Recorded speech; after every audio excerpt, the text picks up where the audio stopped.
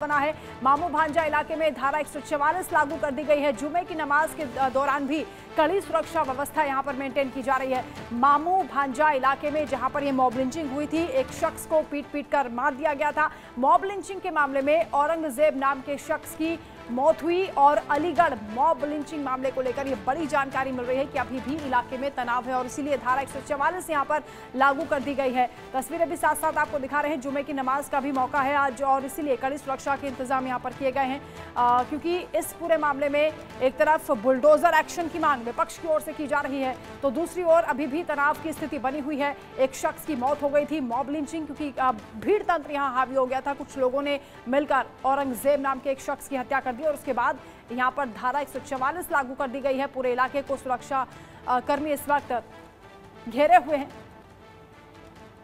मामू भांजा इलाका जहां पर सैकड़ों दुकानें बंद हैं, सुरक्षा व्यवस्था चाक चौबंद है और हमारे साथ हमारे सहयोगी भी जुड़ेंगे, उनसे भी ज्यादा अपडेट लेंगे। फिलहाल ये बड़ी खबर मिल रही है कि इस पूरे मामले में अभी निगरानी रखी जा रही है, प्रशासन की ओर से सख्ती बरती जा रही है।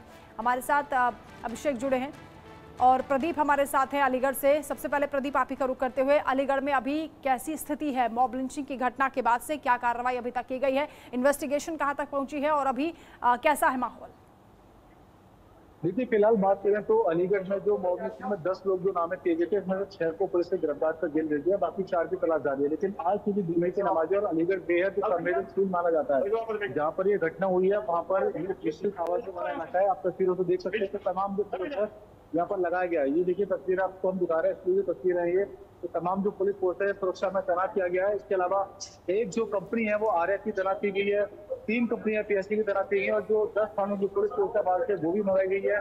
तमाम जो बड़े अधिकारी हैं, आला अधिकारी हैं, सुबह से ही जो एरिया है इसकी लगातार मॉनिटरिंग कर रहे हैं, लगातार वहाँ घूम रहे हैं। इसके अलावा 10 जो है ड्रोन कैमरे गली गली चप्पे चप्पे पे लगाए गए हैं, ताकि किसी भी तरह का कोई भी मूवमेंट होता है तो पुलिस को सबसे पहले, प्रशासन को सबसे पहले नजर आए, क्योंकि ये वो एरिया है जहाँ पर मिश्रित आबादी है और यहीं पर परसों मॉब लिंचिंग की घटना हुई जिसमें औरंगजेब की हत्या कर दी गई थी।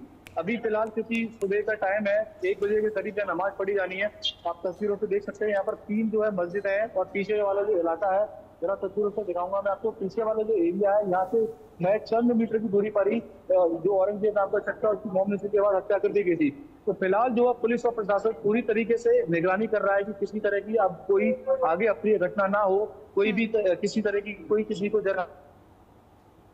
बिल्कुल, जो पुलिस प्रशासन की सख्ती है वो भी यहाँ पर दिखाई दे रही है। तस्वीरें प्रदीप आप लगातार दिखा रहे हैं। जुमे की नमाज को लेकर भी आज खास तौर से यहाँ पर अलर्ट देखा जा रहा है और धारा 144 पूरे इलाके में लागू कर दी गई है। अभिषेक हमारे साथ लखनऊ से हैं। अभिषेक, लखनऊ में कैसी स्थिति है और साथ ही ये भी बताएं कि इस घटना का कितना असर देखा जा रहा है पूरे प्रदेश में? सियासत इस मामले पर हो रही है, एक तरफ बुलडोजर एक्शन की मांग विपक्ष कर रहा है और योगी सरकार से पूछा जा रहा है कि औरंगजेब की हत्या हुई है तो क्या इस मामले पर भी उसी तरह से कार्रवाई होगी जैसे पहली घटनाओं में हुई है? किस तरह से आवाज उठाई जा रही है और कितनी कार्रवाई अभी तक हुई है इस पूरे मामले को लेकर?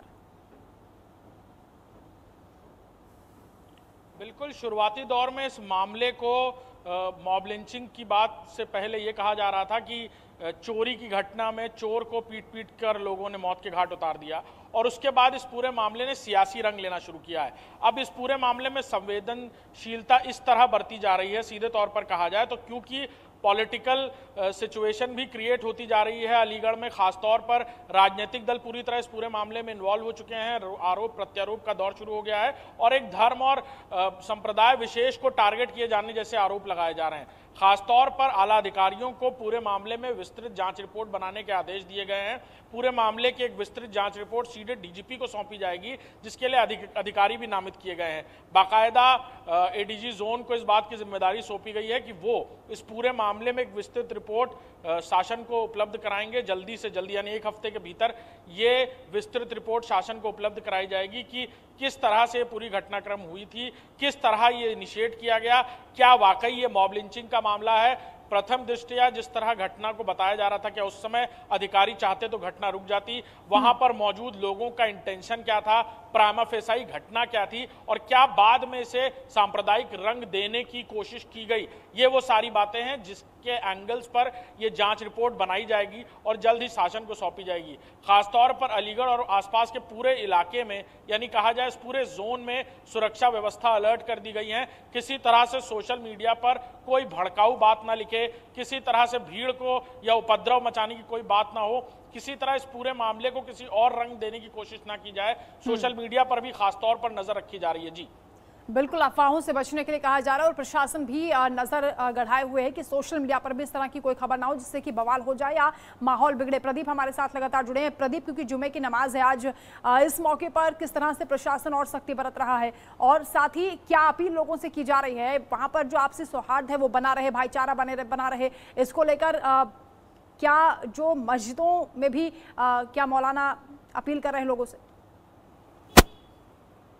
देखिए बिल्कुल, और जो मृतक है उसके परिजन को बुलाया था पुलिस ने और उनको समझाया था, उनको बताया गया था कि घटना कैसे घटी, उनको न्याय मिलेगा और जो भी आरोपी था उनकी गिरफ्तारी की जाएगी। इसके अलावा तमाम जो धार्मिक गुरु हैं, यानी मौलाना हो गए या जो हिंदू धर्म के गुरु है, सबको बुलाया गया। एक पीस कमेटी बनाई गई, उसकी मीटिंग की गई, उनको बाकायदा समझाया गया क्योंकि माहौल खराब होगा तो सबके लिए दिक्कत होगी। इसको लेकर बाकायदा जो मौलाना है उन्होंने भी लोगों से अपील की है कि क्योंकि धारा 144 लागू है, लोग घर से भीड़ नहीं निकल सकती, मस्जिद जाएगी गाइडेंस है जो सभी जो नमाजी है नमाज अदा के लिए मस्जिद पहुंचेंगे तो जो भी भीड़ है वो किसी तरह की कोई नारेबाजी नहीं की जाएगी, किसी तरह का कोई जुलूस नहीं निकाला जाएगा।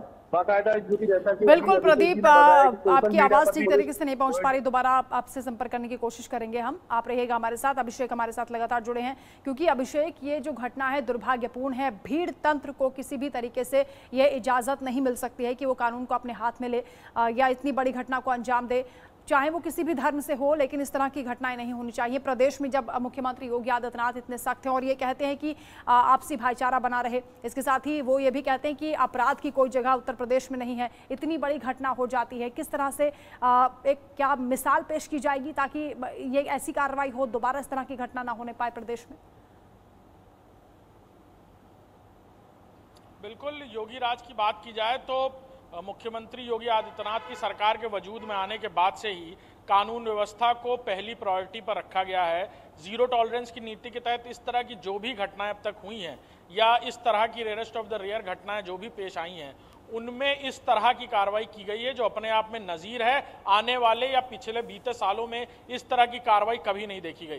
खासतौर पर इस मॉब लिंचिंग की घटना, जिसे अब सियासी रंग दिया जा रहा है या फिर धर्म और संप्रदाय विशेष के खिलाफ की गई घटना का नाम दिया जा रहा है, और धीरे धीरे इस पूरे मामले को एक राजनीतिक रंग के अलावा सांप्रदायिक रंग देने की कोशिश की जा रही है। इसको लेकर खासतौर पर सरकार की नजर है। आपको बता दें कि शुरुआती दौर में इस घटना को दो पक्ष या फिर एक व्यक्ति विशेष के बीच हुए संघर्ष की बात कही जा रही थी और उसी में मारपीट इस कदर बढ़ी कि इस तरह गंभीर चोटें आने की वजह से मौत हुई। लेकिन उसके बाद से ही इस पूरे मामले को एक धर्म विशेष के खिलाफ की गई मॉब लिंचिंग का रंग दिया गया और फिर सीधे तौर पर कहा जाए तो धर्म और संप्रदाय विशेष से इस पूरी घटना को राजनीतिक दलों की तरफ से जोड़ने की कोशिश की गई।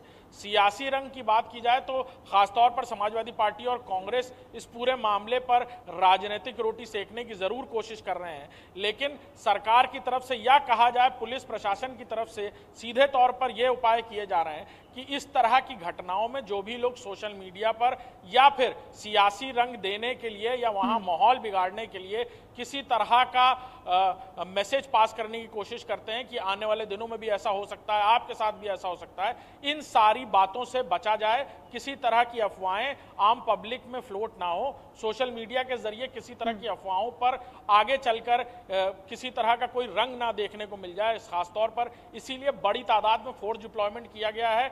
जिन परिवार के साथ ये सब कुछ हुआ है या जिनके परिवार से जो लोग आरोपी तरफ से ये कहा जा रहा है, जिनकी तरफ से ये घटना को अंजाम दिया गया है, उनके खिलाफ भी कार्रवाई की जा रही है। मुकदमे दर्ज किए गए हैं, गिरफ्तारियों के दौर शुरू हैं और जल्द ही इस पूरे मामले में पटाक्षेप होता नजर आएगा कि आखिर वाकई इस घटना को क्या मॉब लिंचिंग का रूप दिया जा रहा है। शुरुआती दौर में घटना क्या थी, बिल्कुल घटना की असल वजह भी साफ हो जाएगी। इन्वेस्टिगेशन इस मामले में हो रही है। अभिषेक बड़ी जानकारी दे रहे हैं कि कई लोगों की गिरफ्तारियां भी हो रही हैं और इस पूरे मामले में उन लोगों को चिन्हित किया जा रहा है जिन्होंने इस घटना को अंजाम दिया। बहुत शुक्रिया आपका अभिषेक तमाम जानकारी के लिए। प्रदीप हमारे साथ जुड़े अलीगढ़ से, आपका भी शुक्रिया तमाम जानकारी के लिए। तो इस पूरे मामले पर एक्शन हो रहा है। मॉब लिंचिंग को लेकर जिस तरह की खबरें आ रही थी उसके बीच